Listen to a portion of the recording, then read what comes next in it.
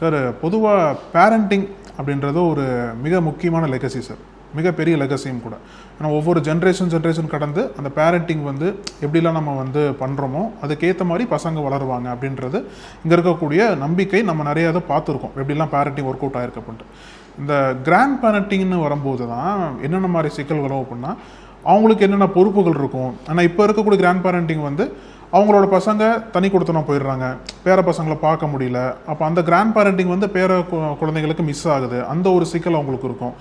ரெண்டாவது அவங்களுக்கு வந்து அந்த ஏஜ், சில கிராண்ட் பேரண்ட்ஸ் வந்து ரொம்ப ஏஜ் ஆகிட்டாங்க அப்படின்னா அடுத்து என்ன பசங்களுக்கு என்னென்னா பண்ணணும் அப்படின்ற மாதிரி பல குழப்பங்கள்லாம் இருக்கும் சார்.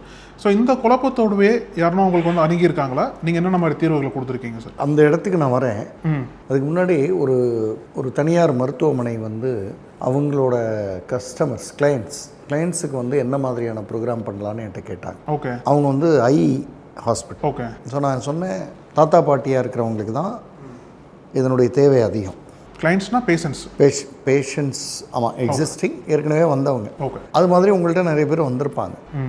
அப்போது அந்த தாத்தா பாட்டியாக இருக்கிறவங்கள கூப்பிட்டு நம்ம ஏன் கிராண்ட் பேரண்டிங் செய்யக்கூடாது, ஓகே, அவங்களுக்கான கிராண்ட் பேரண்டிங் செஷன் ஏன் செய்யக்கூடாது அப்படின்னு கேட்டதை அவங்க வந்து கொஞ்சம் ரொம்ப டேக்கன் பேக். ஏன்னா அவங்களுக்கு ரொம்ப பிடிச்சிருச்சு அது எடுத்ததுமே.